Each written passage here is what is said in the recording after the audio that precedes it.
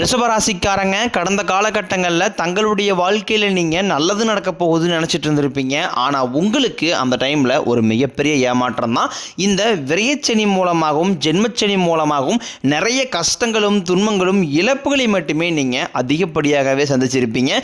சொந்த பந்தத்தை இழந்தீங்க, சொத்துக்களை இழந்தீங்க, தங்களுக்கு நெருக்கமாக இருக்கக்கூடிய உறவுகளையுமே இழந்தீங்க. கடைசியாக நான் மட்டும்தான் எல்லாத்தையுமே இழந்துட்டு நிற்கிறதா இருக்குது, எனக்கு உயிர் வாழவே பிடிக்கலைன்னு சொல்லிக்கிட்டு இருக்கீங்க. இதுக்கு மேலே என்னால் வாழவே முடியலை சாமி, தயவு செஞ்சு என்னை உன் கூடையே கூட்டிக்கிட்டு போயிரு. நான் இவ்வளோ கஷ்டப்பட்டதுக்கப்புறம் எனக்கு வாழ்க்கையில் வாழணுங்கிற எண்ணம் சுத்தமாகவே போயிருச்சு. உங்கள் மனசில் கவலையும் துன்பம் தான் அதிகமாகவே இருக்குது. நீங்கள் செய்யக்கூடிய ஒவ்வொரு விஷயத்தையுமே தடுப்பதற்கும் உங்களை அவமானப்படுத்துவதற்கும் இங்கே நிறைய நபர்கள் முயற்சி பண்ணிக்கிட்டு இருக்காங்க. இது எல்லாமே தெரிஞ்சுமே கூட நீங்கள் என்னமோ பண்ணுங்க, எனக்கு என்ன வந்துச்சு அப்படின்னு தன் வேலையில் மட்டும் என்றைக்குமே குறிக்கோளாக இருக்கிறவங்க தான் நீங்கள். ஏன் எனக்கு மட்டும் ஏன் இவ்வளோ கஷ்டம் வருது, என்னுடைய வாழ்க்கையில் நான் யாருக்குமே கெடுதலையோ கஷ்டத்தையோ துன்பத்தையோ கொடுத்ததில்லை, எனக்கு மட்டும் ஏன் இந்த மாதிரி எல்லாமே நடக்குது அப்படின்னு தான் பெரும்பாலான நபர்கள் சொல்லிக்கிட்டு இருக்கீங்க. உங்களுக்கு பிரச்சனைங்கிறது வரும், அது கொஞ்ச நாள் இருக்கும், அதுக்கப்புறம் இந்த பிரச்சனை போயிடும். இந்த மாதிரி பிரச்சனை வரும் போகும் அப்படிங்கிற நிலைமையில தான் நிறைய நபர்கள் வாழ்ந்துக்கிட்டு இருக்கீங்க. நீங்கள் என்னதான் பிரச்சனையை தவிர்த்தாலும் ஏதாவது ஒரு சூழ்நிலையில் உங்களை நோக்கி பிரச்சனையும் கஷ்டமும் வந்துக்கிட்டு தான் இருக்குது. ஆனால் இனி வரக்கூடிய நாட்களில் உங்களுக்கு இன்பத்தையும் மகிழ்ச்சியும் மட்டுமே தரக்கூடிய ஒரு காலகட்டமாகவே அமைஞ்சிருக்குது. இது நாள் வரைக்கும் நடந்த கெட்ட விஷயத்தை எல்லாமே விட்டுருங்க. இனி வரக்கூடிய நாட்களில் உங்களுக்கு எப்படிப்பட்ட நன்மைகள் நடக்கப் போகுது அப்படிங்கிறத பற்றி தான் இந்த பதிவில் நாம் தெளிவாக பார்க்க போகிறோம். நல்லது கெட்டதை முழுசாக தெரிஞ்சவங்க, சுக்கிர பகவானை ராசி அதிபதியாக கொண்டவங்க, கிருத்திகை ரோகிணி மிருகசீரிசம் நட்சத்திரக்காரங்க ரொம்ப ரொம்ப புத்திசாலிக்காரங்க. ரிஷபராசிக்காரங்க போர்க்குணம் கொண்டவங்க, உங்ககிட்ட சண்டை போட்டு ஜெயிக்கிறது ரொம்ப ரொம்ப கஷ்டம். எல்லா இடங்களையும் நேர்மையும் உண்மையும் மட்டுமே நம்பக்கூடியவங்க. உங்களுக்கு சொந்தமோ பந்தமோ அது தப்புனா அது தப்பு தான், வெட்டு ஒன்று துண்டு ரெண்டுன்னு பேசக்கூடியவங்க. உங்களை ஒருத்தர் பஞ்சாயத்துக்கு கூட்டு போகிறாங்க அப்படின்னா நீங்கள் கூட்டு போகிற பக்கம்லாம் சப்போர்ட் பண்ண மாட்டீங்க. எந்த தரப்பில் நியாயம் இருக்குதோ அங்கே தான் நீங்கள் சப்போர்ட் பண்ணுவீங்க. உண்மை நியாயத்திற்கு மட்டுமே என்றைக்குமே கை கொடுப்பீங்க. உண்மைக்கு புறம்பாக எந்த ஒரு விஷயத்தையுமே செய்ய மாட்டீங்க. இதனால தான் உங்களுக்கு நிறைய கஷ்டங்களும் துன்பங்களும் அதிகமாகவே ஏற்பட்டுக்கிட்டு இருக்கு. தங்களுடைய கஷ்டத்தையும் கண்ணீரையும் கடுகளவு கூட மற்றவங்களுக்கு தெரியாமல் பார்த்துக்குவாங்க. இதனால் பார்க்குறவங்க எல்லாருமே ரிஷபராசியா இவங்களுக்கு என்னப்பா சூப்பராக இருக்கிறாங்க, இவங்களுக்கு என்ன குறைச்சல் அப்படின்னு நினச்சிட்டு இருக்கிறாங்க. ஆனால் சாப்பாட்டு கூட கஷ்டப்படுறது உங்களுக்கு மட்டும்தான் தெரியும். கஷ்ட காலத்தில் திரும்பி பார்க்க கூட ஆள் கிடையாது. ஏதோ தட்டு மாதிரி எந்திரிச்சு நிற்கிறப்போ உங்களை குறை சொல்றதுக்குன்னே நிறைய பேர் தேடி வருவாங்க. உங்கள் சொந்தக்காரங்க நண்பர்களுக்கு ஒரு தேவை இருக்குதுன்னா மட்டும்தான் உங்ககிட்ட வருவாங்க. அந்த தேவை முடிஞ்ச உடனே உங்களை தூக்கி போட்டுருவாங்க. மறுபடியும் அவங்க உங்ககிட்ட உதவின்னு கேட்பாங்க. அவங்க உங்களுக்கு முன்னாடி பண்ண துரோகத்தை எல்லாமே மறந்துட்டு மீண்டும் அவங்களுக்காக உதவி செஞ்சு ஏமாறக்கூடியவங்க தான் நீங்கள். வாழ்க்கையில் எப்படியாவது முன்னேறிடணும் அப்படிங்கிறக்காக தினம் தினம் கஷ்டப்பட்டு உழைக்கிறவங்க தான் ரிஷபராசிக்காரங்க. கடந்த 2025 மிக மோசமான ஒரு நரக வாழ்க்கையில் வாழ்ந்தவங்க தான் நீங்கள். சரி, அந்த 2025 எப்படியோ முடிஞ்சு போச்சு. இனி வரக்கூடிய இந்த 2026 நம்மளுக்கு நிச்சயம் ஒரு மாற்றம் வரப்போகுதுன்னு வந்த உங்களுக்கு முதல் 3 மாதம் ஒரு மிகப்பெரிய ஏமாற்றம் தான். கிட்டத்தட்ட இப்போ 4வது மாதமே முடிய போகுது. இந்த மாதம் உங்களுக்கு ஒரு மிகப்பெரிய ஒரு ஏமாற்றத்தை மட்டுமா தரப்போகுது. அடுத்து வரக்கூடிய மே மாதம் முதல் பார்த்தீங்கன்னா உங்களுக்கு நல்ல ஒரு தொடக்கம் அப்படிங்கிறது உங்களுக்கு ஆரம்பிக்க போகுது. இந்த மே முதல் வாரத்தில் பார்த்தீங்கன்னா உங்களுக்கு சனி பகவான் வக்ர நிவர்த்தி அடைகிறாரு.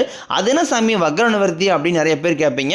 அதாவது பார்த்தீங்கன்னா சனி பெயர்ச்சி மூலமாக சனி பகவான் கும்பராசி விட்டு மீனராசிக்கு பெயர்ச்சி அடைஞ்சிட்டாரு. அங்கே போய் சனி பகவான் பார்த்தீங்கன்னா தற்பொழுது வக்ர நிவர்த்தி அடைகிறாரு. அப்படி வக்ர நிவர்த்தி அடையினால என்ன ஆகுன்னு பார்த்தீங்கன்னா இத்தனை நாட்களாக நீங்கள் செய்த கருமாவிற்கேற்ற தண்டனையதை ரிஷபராசிக்காரங்களுக்கு சனி பகவான் கொடுத்துக்கிட்டு இருந்தாரு. இனி வரக்கூடிய நாட்களில் உங்களுக்கு பார்த்தீங்கன்னா ப்ளஸ்ஸாக மட்டுமே செயல்பட ஆரம்பிக்கிறாரு. அப்படி ப்ளஸ்ஸாக செயல்படுறதுனால என்ன ஆகுன்னு பார்த்தீங்கன்னா இத்தனை நாட்களாக நீங்கள் சனி பகவான் மூலமாக உங்கள் வாழ்க்கையில் எதையெல்லாமே இழந்துட்டு கஷ்டப்பட்டு இருக்கிறீங்களோ அது அனைத்தையும் திரும்ப பெறக்கூடிய ஒரு காலகட்டமாகவே பார்க்கப்படுது. அதை தொடர்ந்து பார்த்தீங்கன்னா சுக்கிர பயிற்சி பொறுத்த வரைக்கும் சுக்கிரனை ராசி அதிபதியாக கொண்டது நீங்களும் துலாம் ராசிக்காரங்களும். இது தற்பொழுது பார்த்தீங்கன்னா சுக்கிர பகவான் உங்களுடைய ராசியை விட்டு புதன் ராசி அதாவது மிதுன ராசிக்கு பயிற்சி அடைஞ்சிட்டாரு. அப்படி பயிற்சி அடையினால் என்ன ஆகுன்னு பார்த்தீங்கன்னா புதன் பகவானும் சுக்கிர பகவானும் சேர்க்கை பார்த்தீங்கன்னா அடுத்து வரக்கூடிய 180 நாட்களுக்கு இதனுடைய பலன்களானது உங்களுக்கு முழுமையாக கிடைக்க போகுது. இதன் மூலமாக இனி மே மாதத்திற்கு பிறகு ஒரு உச்சத்திற்கு போகக்கூடிய வாய்ப்புகள் என்பது உங்களுக்கு அதிகமாகவே உள்ளது. அதை தொடர்ந்து பார்த்தீங்கன்னா உங்களுக்கு 5 வருட கிரகங்களுடைய சேர்க்கையானது இந்த மே மாதத்திற்கு பிறகு உங்களுக்கு ஆரம்பிக்க போகுது. அது என்ன சாமி 5 வருட கிரகங்கள் அப்படின்னு நிறைய பேர் கேட்பீங்க.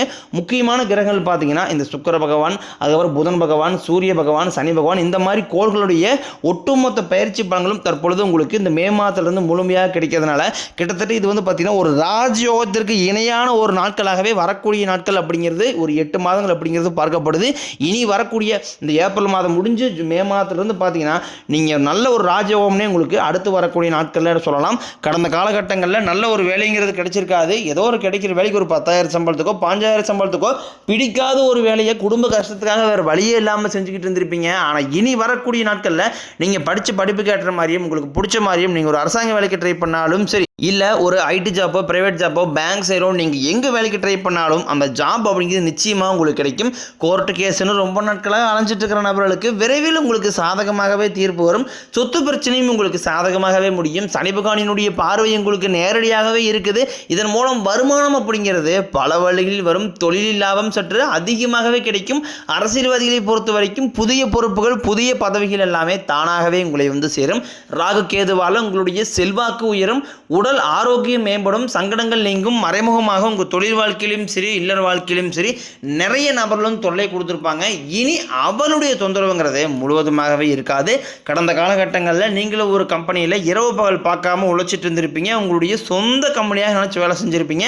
ஆனால் உங்களுக்கு இது நாள் வரைக்கும் சரியான ஒரு அங்கீகாரம் அப்படிங்கிறது கிடைச்சிருக்காது. உங்களுக்கு அப்புறமோ இல்லை கூட நிறைய நபர்கள் வேலைக்கு வந்திருப்பாங்க. அவங்களுக்கு நிறைய சலுகை எல்லாமே கிடைச்சி நல்ல ஒரு முன்னேற்றத்திற்கு போயிருப்பாங்க. ஆனால் நீங்கள் மட்டும் எப்படி வேலைக்கு வந்து சேர்ந்தீங்களோ அதே மாதிரி தான் இன்னை வரைக்கும் இருந்திருப்பீங்க.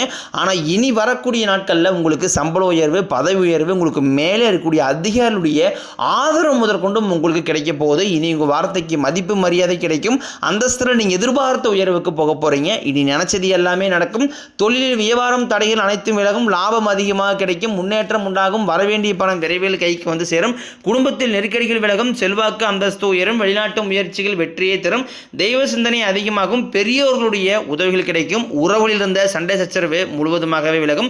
புதிய நண்பர்கள் உங்களுக்கு உதவி செய்வாங்க. தொழிலில் ஏற்பட்ட நெருக்கடிகள் நீங்கும். முடிய கிடந்த நிறுவனங்கள் மீண்டும் இயங்கும். வியாபாரத்தில் எதிர்பார்த்த லாபம் கிடைக்கும். புதிய தொழில் தொடங்கக்கூடிய முயற்சிகள் அனைத்தும் கண்டிப்பாக உங்களுக்கு வெற்றியை தரும்.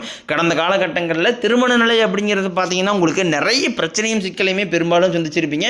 இதில் குறிப்பாக பார்த்தீங்கன்னா பெண்களுக்கு ஏதாவது ஒரு வகையில் திருமணம் அப்படிங்கிறது எளிமையாகவே அடைஞ்சிருது. ஆனால் ஆண்கள் தான் ரொம்ப ரொம்ப பாவம்.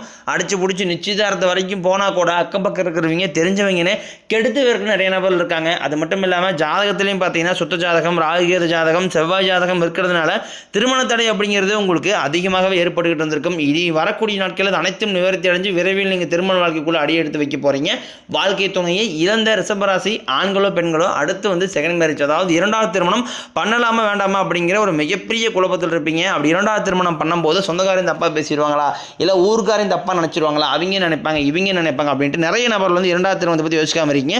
இப்போ இருக்கக்கூடிய பொருளாதார சூழ்நிலையும் இப்போ இருக்கக்கூடிய காலகட்டத்தை வச்சு பார்க்கும்போது ஒரு சிங்கிள் பேரண்டால் அந்த சொசைட்டியை சர்வே பண்ணுறது ரொம்ப ரொம்ப கடினம். நீங்கள் எதிர்பார்த்த மாதிரியே நல்ல ஒரு மறுவாழ்க்கை அப்படிங்கிறது விரைவில் உங்களுக்கு அமையும். குழந்தை பாக்கியத்திற்காக ஏங்கிய ரிஷபராசி நேயர்கள் பார்த்தீங்கன்னா எங்களுக்கு மேரேஜ் ஆகி 3 வருஷம் ஆகுது சாமி 5 வருஷம் ஆகுது 8 வருஷம் ஆகுது நாங்களும் போகாத ஹாஸ்பிட்டல் இல்லை பார்க்காத ட்ரீட்மெண்ட் இல்லை வாரத்தில் 3 நாள் கோயிலுக்கு போய் வழிபாடு செஞ்சு வந்துட்டுருக்கோம். ஆனால் எங்களுக்கு குழந்தை பாக்கியமே இல்லை சாமி அப்படி தான் நிறைய நபரை சொல்கிறீங்க.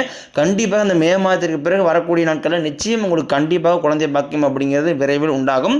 காதலிப்பவர்களுக்கு இந்த மே மாதத்துக்கு பிறகு அந்த காதல் நிச்சயமாக கைகூடும். வீட்டில் போய் சொல்லும்போது பேரண்ட்ஸே உங்களுக்கு முன்னாடி நின்று திருமணம் செய்து வைக்கக்கூடிய வாய்ப்புகளும் அதிகமாகவே உள்ளது. தற்பொழுது நடந்து முடிஞ்ச இந்த 10ஆம் வகுப்பு 11ஆம் வகுப்பு 12ஆம் வகுப்பு பொதுத்து ரிசல்ட்டை நினச்சி நிறைய மாணவர்கள் வந்து பயந்துட்டு இருப்பீங்க. நீங்கள் நினச்ச மாதிரியே 400 450 500 மார்க்குக்கு மேலேயே கண்டிப்பாக நல்ல ஒரு மதிப்பெண் அப்படிங்கிறது நிச்சயமாக கிடைக்கும். நீங்கள் ஆசைப்பட்ட மாதிரி நல்ல ஒரு கல்லூரியிலையும் போய் அடுத்த கட்ட நீங்கள் படிப்பை தொடர போகிறீங்க. இதனால் வரைக்கும் கைக்கு வந்து தங்கியிருக்காது நல்லதுங்கிறது நடந்திருக்காது. எல்லாத்தையுமே நீங்கள் ஒரு தடையிலோடையே சந்திச்சுட்டு வந்திருப்பீங்க. இனி வரக்கூடிய நாட்களில் அந்த தடைகள் அப்படிங்கிறது முழுவதுமாகவே இருக்காது. உங்களுடைய வளர்ச்சி கண்டு உங்களுடைய நண்பர்கள், சொந்தக்காரங்க, குடும்ப உறவுகளே உங்களுக்கு எதிரிகளாகவும் துரோகிகளாகவும் மாறக்கூடிய வாய்ப்புகள் என்பது இனி வரக்கூடிய நாட்களில் அதிகமாக உள்ளது. அந்த அளவுக்கு உங்களுடைய வளர்ச்சி அப்படிங்கிறது ஒரு மிகப்பெரிய ஒரு அபரிவிதமான வளர்ச்சியாக இருக்க போது. முடிஞ்ச அளவுக்கு தவறான உறவு என்று தெரிந்தால் உடனடியாக அந்த உறவுகளை விட்டு கொஞ்ச நாட்கள் விலகி இருப்பது ரொம்ப ரொம்ப நல்லது. உங்களை விட்டு போன உறவுகள் எல்லாமே பார்த்தீங்கன்னா மீண்டும் உங்களுடைய தானாக வந்து சேர போகிறாங்க. அந்த உறவுகள் மூலமாக நல்ல ஒரு முன்னேற்றம் அப்படிங்கிறது இனி வரக்கூடிய நாட்களில் கண்டிப்பாக நீங்கள் எதிர்பார்க்கலாம். அது மட்டும் இல்லாமல் எல்லா விஷயத்தையுமே கொஞ்சம் ரகசியமாக வச்சுக்கோங்க. எதையுமே யார்ட்டையுமே ஷேர் பண்ணாத வரைக்கும்